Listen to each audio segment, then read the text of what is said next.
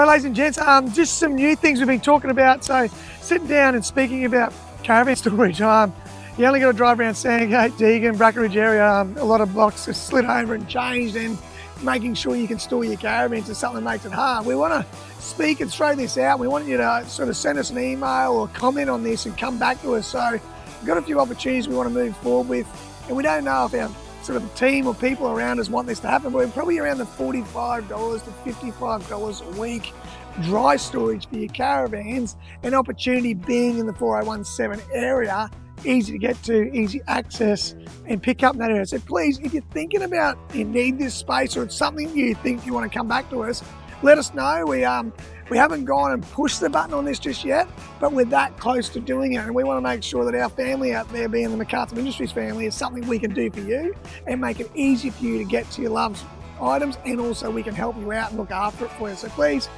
give us a comment if you want to do it. Email us if you need to. We can send you some contracts or ideas of what we've got going on, chat to you further with some details. So please reach out and we'll go from there. Have a good day.